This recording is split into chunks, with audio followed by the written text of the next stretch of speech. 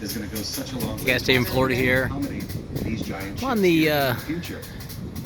And speaking of the dredging project, Riverboat here because this here in Savannah, Georgia. Side, by the way, getting ready to go under the Talmadge Bridge.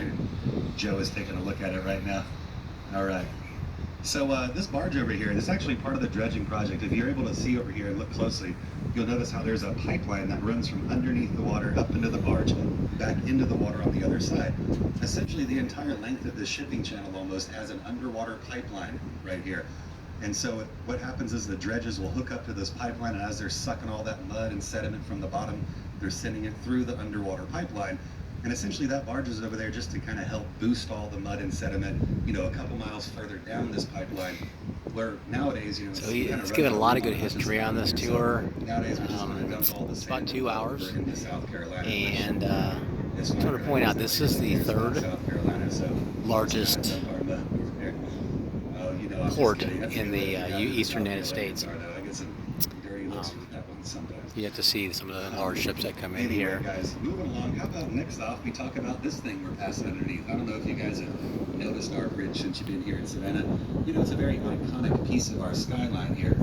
So currently, officially, this bridge is called the Eugene Talmadge Memorial Bridge. And I say currently and officially because for a long time now, people have been working very hard to try and change the name of this bridge officially. But if you look up what Eugene Talmadge was, you may get a pretty good idea of why they want to change the name of the bridge right here. I think I'm going to let you folks figure that one out all by yourself, though. But I think the most important fact to remember about our bridge here is that it has a clearance underneath it at high tide of about 185 feet. Now, if you look on either side of us right now, you'll see the support for the entire bridge that used to go across here. You see, this older bridge was built back in the 50s. It only had a clearance of 135 feet. That was just fine for the ships coming in at the time. But of course, over time, ships are getting bigger and bigger until, guess what? Short cruise for today is going to go upriver a few miles into the port, and then we're going to do a very slow turnaround and head back down toward the Atlantic on the river. So what's funny is that when they completed this bridge here in 1991, everybody was like, great, we can accommodate about 98% of the world's sailing merchant ships underneath the water. Of course, since the early 90s, who could have possibly have guessed that ships are going to continue to get bigger and bigger? So, no joke, guys, when these bigger ships started coming in, about 3 years ago, these neo ships, since then I've seen on several occasions where crew members will be able to sleep on top of their ship and shoot the underside but this one right here, the Just J's, we're passing closer toward the I just found out recently that the super yacht all that discount clothing marina area. Yeah. Some All those dollars and cents. some of the super yachts here. They can house them here. Then of course you got the They come here to get retrofitted, updated. It's only about a year old. right now. In fact, It's always there's full. one right here that's partially covered.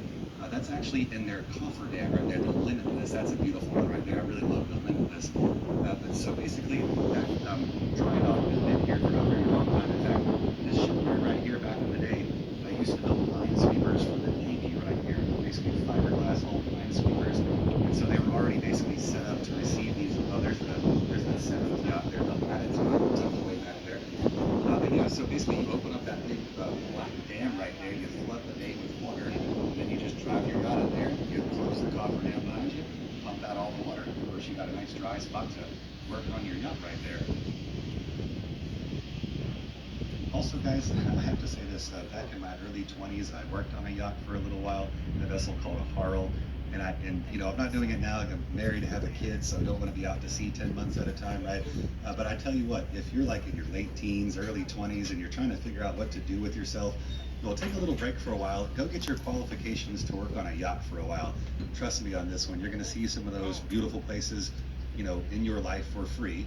Also, by the way, you don't spend any money. You live on the yacht. They feed you, and your paycheck just goes straight into your bank account every couple of weeks. So I had the opportunity to do a transatlantic crossing on a 150-foot yacht one time, and that was one of the cooler experiences of my life right there.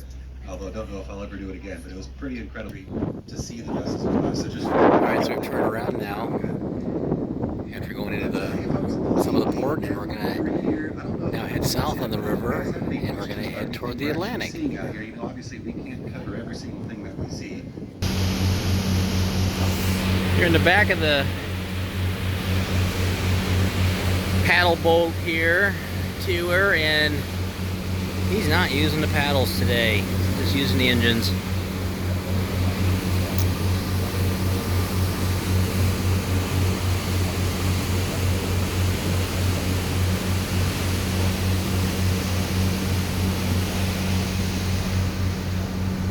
We're getting ready to go back underneath the bridge, and we're heading south on the river now and heading toward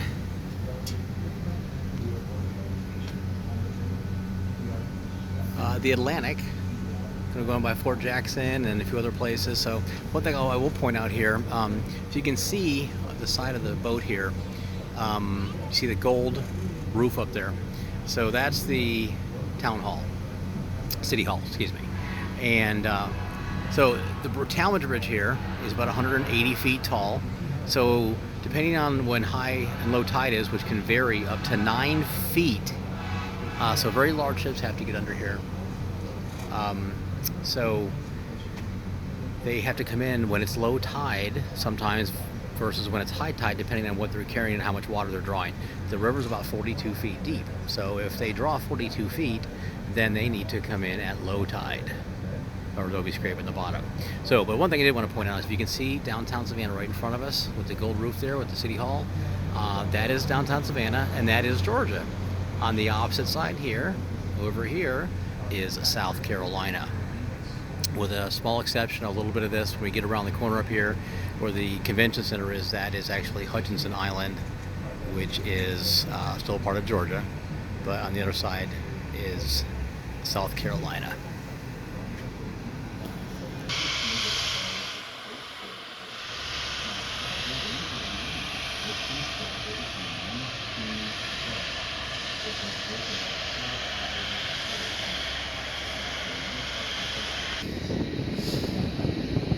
As we continue south on the river here, we're coming up at a point where some of the pilot vessels and/or tugboats are stationed. So as the big cargo ships or whatever bigger ships that come into the port are picked up here, and then they're escorted back downriver, or upriver, excuse me, where you can see Savannah still in the background there.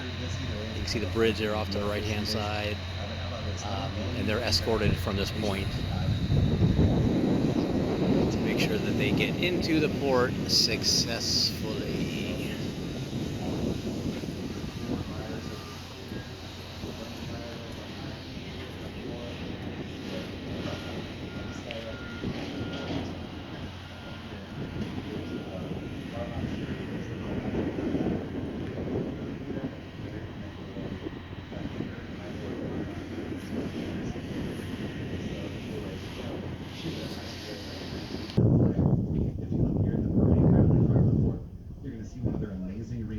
Preparing to fire a 6-pounder for us.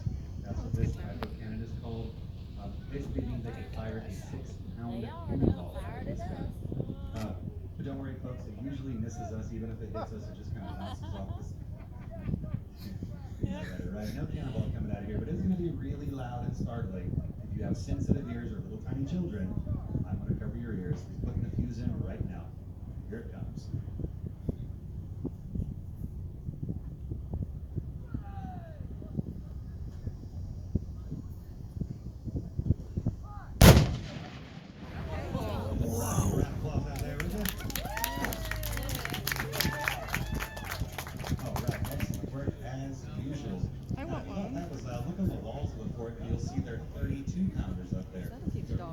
Holy moly, that was it actually shook the boat.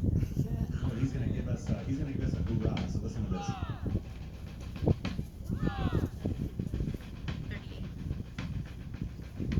Hoorah, all right, excellent work.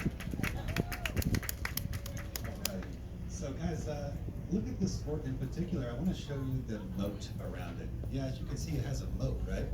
Well, you may have noticed there's a tunnel that leads from the river to the moat. Well, that was a very important feature because this moat was not only used for defense, it was also used as, well, you know, their sanitary sewer system. No indoor plumbing back here in those days, right? So you did your business into the moat, and the tidal action of the river flushes out the moat with the tides. So yeah, also their sewer system. It's a lovely thought, right? I always figured that was also part of their defense. You know, you could not come anywhere near that fort back in the day, unless you were ordered to, am I right?